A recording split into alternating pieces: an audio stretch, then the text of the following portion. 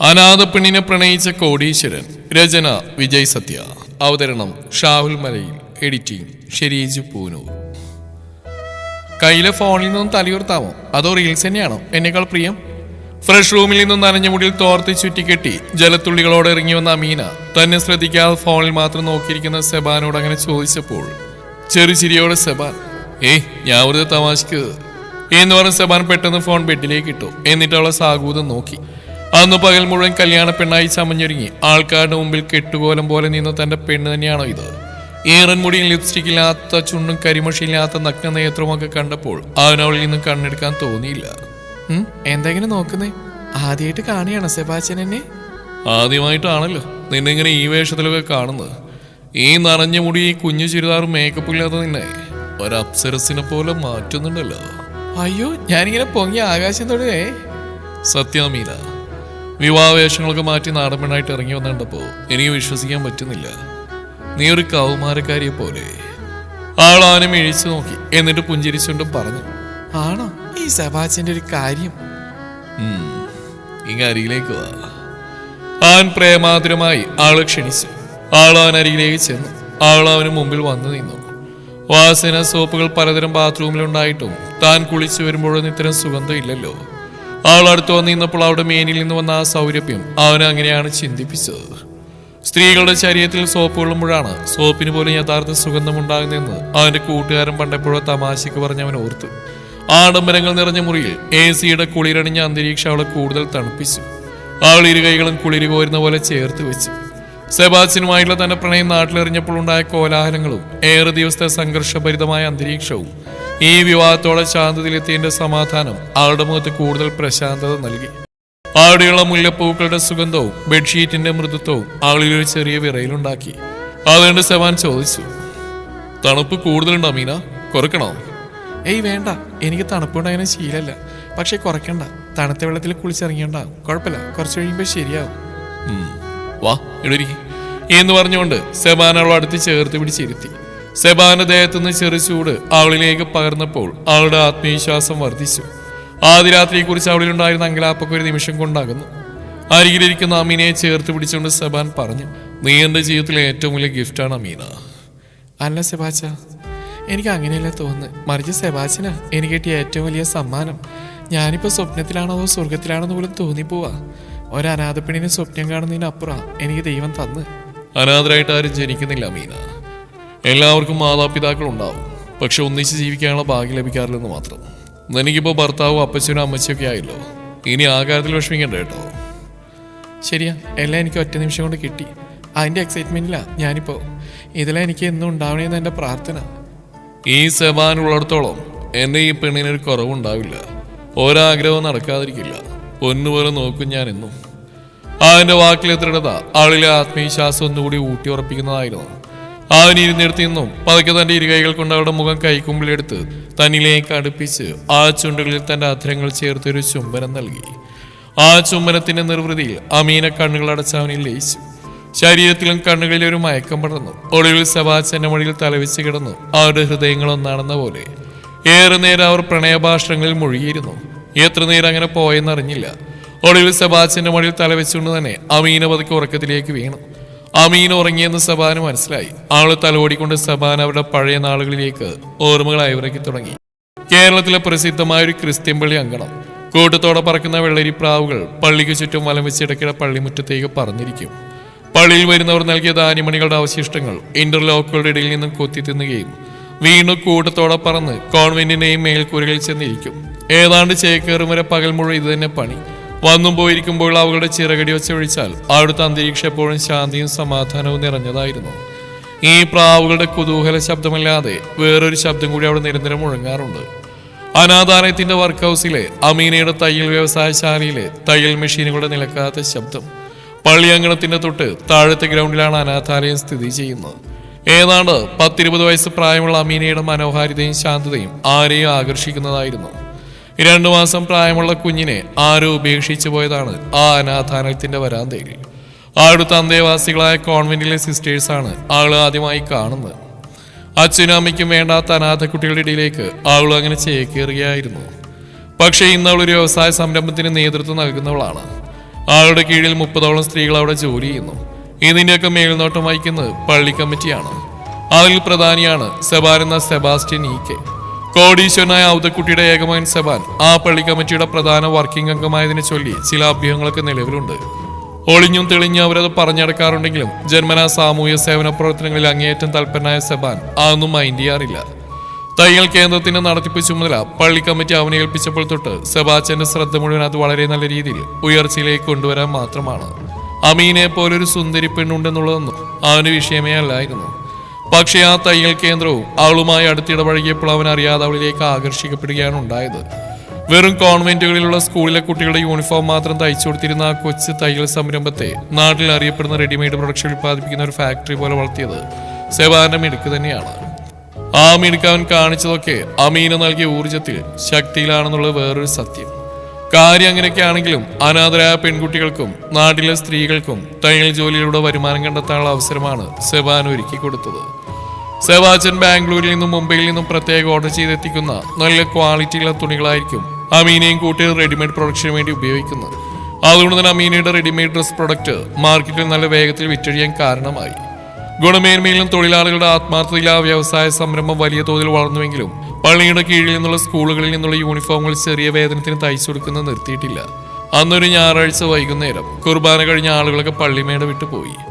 അമീനയുടെ തയ്യൽ കേന്ദ്രത്തിലേക്ക് ബാംഗ്ലൂരിൽ നിന്നും മുംബൈയിൽ നിന്നും ഓർഡർ ചെയ്ത തുണികളുമായി ഒരു ലോറി വന്നു.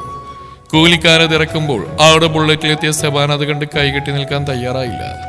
കോടീശ്വരന്റെ മകനാണെന്ന ഭാവം തെളിയുമില്ലാതെ അവൻ കൂലിക്കാർക്കൊപ്പം ചേർന്ന് വസ്ത്രക്കെട്ടുകൾ ഇറക്കാൻ സഹായിച്ചു.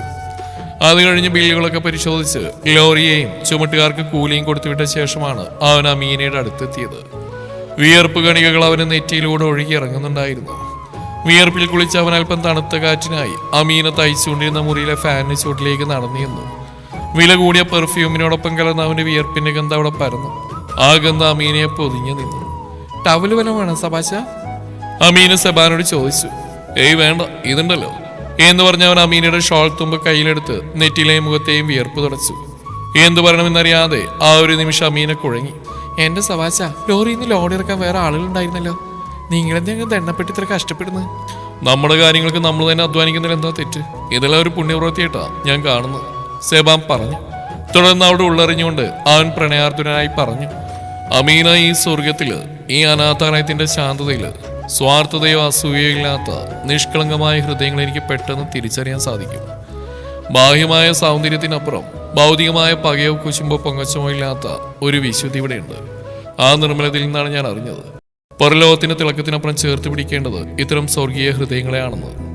എന്നോട് ചേർന്ന് നിൽക്കാൻ ഞാൻ ആഗ്രഹിക്കുന്ന നിന്നെയാണ്, നിന്റെ ആ നിഷ്കളങ്കമായ സ്നേഹത്തെയാണ്. അവന്റെ സാഹിത്യത്തോടു കൂടിയുള്ള പ്രപ്പോസൽ കേട്ടവളിൽ ശരി വന്നു. സെബാശ, ഒന്ന് പോ സെബാശ, ഞാനിതങ്ങ് തയ്ച്ചു തീർക്കട്ടെ, എന്നെ ഭ്രാന്താക്കല്ലേ എന്ന് അമീന ദേഷ്യത്തോടെ പറഞ്ഞെങ്കിലും ഉള്ളിന്റെ ഉള്ളിൽ അവൾക്ക് സെബാനോടൊരു ഇഷ്ടമുണ്ടായിരുന്നു. പക്ഷെ അതിലേറെ ഭയവും. സുന്ദരനും സുമുഖനുമാണ് സെബാൻ, ഈ നാട്ടിലെ ഏറ്റവും വലിയ പണക്കാരനായ കൊച്ചൗദയുടെ ഏക മകൻ. അയാൾ സമ്പാദിച്ചു കൂട്ടുന്നതിനൊക്കെയുള്ള ഏക അവകാശി. ഈ നാട്ടിലെ സമ്പന്നരായ ചെറുപ്പക്കാരി പെണ്ണുകൾ സെബാസ്റ്റ്യനെ മോഹിക്കുന്നവരാണ്. പള്ളിപ്പെരുന്നാളിലും മറ്റും അണിഞ്ഞൊരുങ്ങി നടക്കുന്ന സുന്ദരിമണികൾ ഈ സെബാസ്റ്റ്യന്റെ ശ്രദ്ധ പിടിച്ചു പറ്റാൻ അവരങ്ങോട്ട് കണ്ണടിക്കുന്നോ വളക്കാൻ നോക്കുന്നവൾ കണ്ടിട്ടുണ്ട്. അവളുമാരുടെ ഒരു കൂട്ടം തന്നെയുണ്ട്. അതിൽ നിന്ന് ഏറ്റവും ഇഷ്ടമുള്ള തിരഞ്ഞെടുക്കാൻ സെബാൻ വിചാരിച്ചാൽ എളുപ്പമാണ്.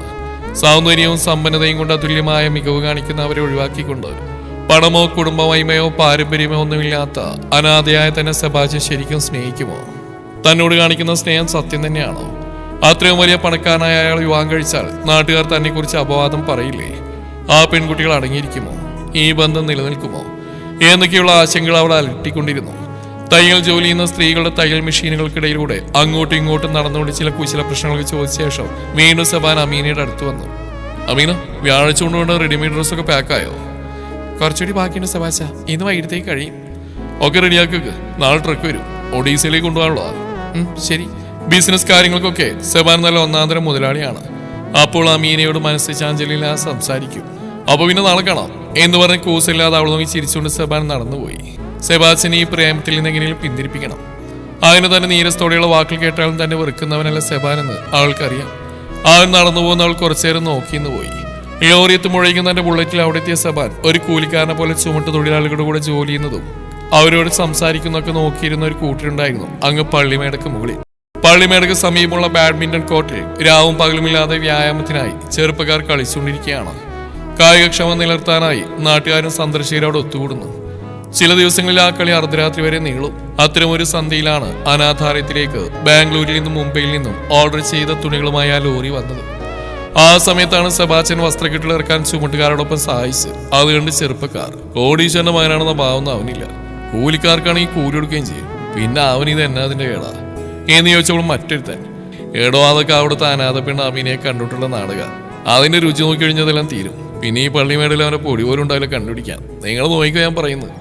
ഏയ് ചേ കഷ്ടം, ലജ്ജയില്ലേ ഇത്രയും വൃത്തിയിട്ട് വർത്താനം പറയാൻ? ഇത്ര നാളായിട്ട് സഭാന നിങ്ങൾക്കറിയില്ലേ? അവനൊരു പാവട. അവന് ഭയങ്കര സെന്റിമെന്റ് ആയതുകൊണ്ട് അവൻ ഈ പള്ളിയായിട്ട് ബന്ധപ്പെട്ട എല്ലാ ജോലികളും ഒരു പുണ്യപ്രവൃത്തി പോലെ ചെയ്യുന്നത്. 4 കാശ് കയ്യിൽ വരുമ്പോഴേ കാലും മേൽക്കാലം വെച്ചിരുന്ന നിങ്ങളാ കോടീശ്വരൻ അവനെ കുറിച്ച് അവമാനം പറയുന്നത്.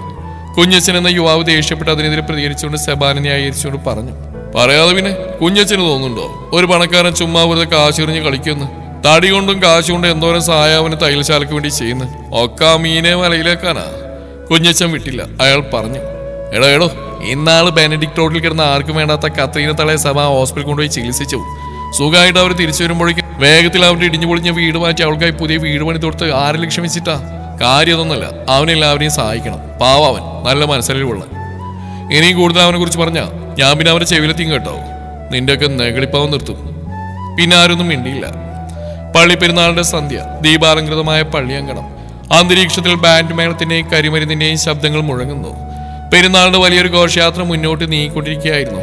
ആ ഘോഷയാത്രയിൽ അമീനയും ഉണ്ടായിരുന്നു. അപ്പോഴാണ് അമീനയെ സെബാൻ കാണുന്നത്. അവൻ അമീനയെ കണ്ണു കാണിച്ച് വിളിക്കുകയും പതുക്കെ അവൾ ആ ഘോഷയാത്രയിൽ നിന്ന് മാറ്റി സംസാരിക്കാൻ തുടങ്ങുകയും ചെയ്തു. സെബാൻ കുർബാനയ്ക്കിടാനായി അവൾക്കായി ഒരു മനോഹരമായ തട്ടം വാങ്ങിയിരുന്നു. അത് ആൾക്കൂട്ടത്തിന്റെ നടുവിൽ വെച്ച് ചൂടിക്കാൻ അവന് നാണക്കേട് തോന്നി. അതുകൊണ്ട് അവൻ അമീനയോട് പള്ളിയുടെ ശാന്തമായ ചായ്പിലേക്ക് നടക്കാൻ പറഞ്ഞു. അങ്ങനെ അവർ ആ ചായ്പിലെത്തി. സെബാൻ ആ തട്ട അമീനയുടെ തലയിൽ അണിയിച്ചു കൊടുക്കാൻ ശ്രമിക്കുന്ന ആ പ്രത്യേക നിമിഷത്തിൽ പ്രതീക്ഷിക്കാതെ അവന്റെ കൈ ചായ്പിന്റെ പ്ലാസ്റ്റിക് കവറിട്ട സീലിംഗിൽ തട്ടി. മുകളിലെ മരത്തിൽ നിന്നും മറ്റും വീണെടുക്കുന്ന ചളിയും വെള്ളവും സീലിംഗിലെ പ്ലാസ്റ്റിക് കവറിൽ നിറഞ്ഞിട്ടുണ്ടായിരുന്നു. ആ വെള്ളം മുഴുവൻ സെബാന്റെ ഷർട്ടിലേക്ക് വീണു. ഷർട്ട് നനഞ്ഞ് ചളിയായപ്പോൾ അത് ഊരി പിഴിയാൻ വേണ്ടി അവൻ ഷർട്ട് അയച്ചപ്പോഴാണ് അവിചാരിതമായി കുറച്ച് നാട്ടുകാർ ആ ചായ്പിലേക്ക് കടന്നു വന്നത്. അപൂർണമായ വസ്ത്രത്തിൽ അമീനയോടൊപ്പം നിൽക്കുന്ന സെബാനെ കണ്ട നാട്ടുകാർ ആ രംഗം ബഹളമാക്കി. അവർ കൂകി വിളിക്കാനും ചോദ്യം ചെയ്യാനും തുടങ്ങി. അത് കേട്ട് പള്ളിപ്പെരുന്നാൾ വന്ന ധാരാളം ആൾക്കാർ അവിടേക്ക് ഒഴുകി വന്നു. പ്രകാശം കുറവുള്ള ചായ്പിൽ ഷർട്ട് ഊരി കയ്യിൽ പിടിച്ചിരിക്കുന്ന സബാനെയും തട്ടം കൈയുള്ള അമീനെയും ആൾക്കാർ മൊബൈൽ വെളിച്ചത്തിന്റെയും ടോർച്ച് വെളിച്ചത്തിന്റെയും സാന്നിധ്യത്തിൽ കണ്ടു. ചിലർ വീഡിയോ പിടിക്കാൻ തുടങ്ങി.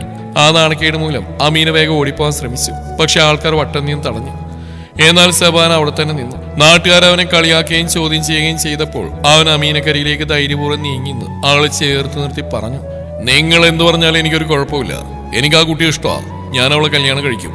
ഞാൻ ഈ തട്ടയുള്ള അണിയിക്കാനാ വന്നത് എന്നവൻ ദൃഢസ്വരത്തിൽ പറഞ്ഞു. എന്നിട്ട് അമീനയുടെ കയ്യിൽ നിന്ന് ആ തട്ടം വാങ്ങിയ ആൾക്കാർക്ക് മുഴുവൻ കാണുകെ അവനവളെ ചൂടിച്ചു. ന്യൂ ജനറേഷൻ കുട്ടികളെല്ലാവരും കൈയടിച്ചു. അവനെ പ്രോത്സാഹിപ്പിച്ചു. എല്ലാവരും കാണുകെ അവൻ അമീനയുടെ കൈ പിടിച്ചു കൊണ്ടുപോയി ഘോഷയാത്രയിൽ കൊണ്ടാക്കി. അവനെ എതിർത്ത യാഥാസ്ഥിതികരായ ചെറുപ്പക്കാരും വൃദ്ധന്മാരും നാണം കെട്ടു ചൂളി നിശബ്ദരായി നിന്നു. ഈ വാർത്ത കാട്ടുതീ പോലെ നാടാകെ പരന്നു. അങ്ങനെ സെബാന്റെ അച്ഛൻ കൊച്ചൗദയുടെ കാതിലുമെത്തി. വിവരമറിഞ്ഞ കൊച്ചൗദ ദേഷ്യം കൊണ്ട് വിറച്ചു. വീട്ടിൽ വെച്ച് സെബാനെ ചോദ്യം ചെയ്തു, എടാ നീ അവളെ കല്യാണം കഴിക്കുമല്ലേ? നീ ഭീമം വിളക്കിനടുത്ത് വെച്ച് വെല്ലുവിളിച്ചത്രേ. ഒരു അനാഥ പെണ്ണിനെയാണോ നീ വീട്ടിലേക്ക് കൊണ്ടുവരുന്നത് എന്ന് ചോദിച്ച് കൊച്ചൗദ ദേഷ്യം കൊണ്ട് അലറുകയായിരുന്നു. അപ്പച്ചന്റെ ചൗര്യം കണ്ട് സെബാൻ ഒന്നും വിടാ വീട്ടിൽ നിന്ന് ഇറങ്ങിപ്പോയി. അന്ന് രാത്രി സെബാൻ വീട്ടിലേക്ക് പോയില്ല. അതോടെ സെബാന്റെ അപ്പച്ചൻ കൊച്ചൗദക്കും അമ്മച്ചിക്കും ഭയമായി. കല്യാണശേഷം സെബാനും അമീനെ ആ നാട് വിടാൻ തീരുമാനിച്ച വിവരം അവരറിഞ്ഞു. നാട്ടിലെ ഏറ്റവും വലിയ കോടീശ്വരന്റെ മകൻ ഇങ്ങനെ ഊരിവിട്ടു പോകുന്ന കൊച്ചൗദക്ക് സഹിച്ചില്ല. മകന്റെ പ്രണയത്തെ ദുരഭിമാനത്തിന്റെ പേരിൽ വില കൽപ്പിക്കാത്ത കൊണ്ട് കൊച്ചൗദയുടെ ഭാര്യ അയാളെ വഴക്ക് പറഞ്ഞു. കാലഘട്ടം മാറിയതിന്റെയും ഇന്നത്തെ ജീവിത രീതിയുടെയും കാര്യങ്ങൾ കൊച്ചൗദയുടെ ഭാര്യ അയാളെ മനസ്സിലാക്കി കൊടുത്തു. ഒടുവിൽ കൊച്ചൗദയുടെ ദേഷ്യം അലിഞ്ഞുപോയി. കൊച്ചൗദ സെബാൻ പിണങ്ങി താമസിക്കുന്ന കൂട്ടുകാരന്റെ വീട്ടിൽ ചെന്ന് മകനെ കണ്ടു. അപ്പച്ചനും അമ്മച്ചിക്കും മോൻ അമീനെ കിട്ടുന്നതിൽ വിരോധങ്ങളെന്ന് സന്തോഷത്തോടെ അറിയിച്ചു. അവരെല്ലാവരും ചേർന്ന് കോൺവെന്റിൽ ചെന്ന് അമീനയുടെ ഗാർഡിയനായ മദർ സുപ്പീരിനെയും സിസ്റ്റേഴ്സിനെയും കണ്ടു. സെബാന്റെയും അമീനയുടെയും കല്യാണക്കാരെ നടത്തി കൊടുക്കാൻ അപേക്ഷിച്ചു. കൂടാതെ അമീന താമസിക്കുന്ന സ്ഥലത്ത് നേരിട്ടെന്ന് അവളോടും ഞങ്ങൾക്ക് ഈ ബന്ധം സമ്മതമാണെന്ന് അറിയിച്ചു. ആരുടെ കല്യാണം എല്ലാവരുടെയും സമ്മതത്തോടെ സമുചിതമായി നടത്താൻ തീരുമാനിക്കുകയും ചെയ്തു. തുടർന്ന് വന്ന ഞായറാഴ്ച സഭാവാസികളെയും നാട്ടുകാരുടെയും സാന്നിധ്യത്തിൽ പള്ളിയിൽ അച്ഛന്റെ മഹനീയ കാർമ്മികത്താൽ മനസ്സമ്മതം കഴിഞ്ഞു. ഇന്നത്തെ ദിവസം സെബാൻ അമീനയുടെ കഴുത്തിൽ മിന്നിട്ടുകയായിരുന്നു. ഗംഭീരമായ കല്യാണം കഴിഞ്ഞ ആദ്യ രാത്രിയാണിന്ന്. അമീനെ സ്വന്തമാക്കും വരെയുള്ള കഴിഞ്ഞകാല സ്മരണ മനസ്സിൽ നിന്നും പോയപ്പോൾ സെബാന്റെ കണ്ണുകളിലും ഉറക്കം നിറഞ്ഞു. മടിയിൽ കിടന്നിറങ്ങുന്ന അമീനെ ബെഡിന്റെ ഒരു വശത്ത് കിടത്തി ആദ്യ രാത്രിയുടെ മാധുര്യമാർന്ന ഓർമ്മകളുടെ അന്ത്യാമത്തിൽ അവൻ ഉറക്കത്തിന്റെ ആഴങ്ങളിലേക്ക് പോയി.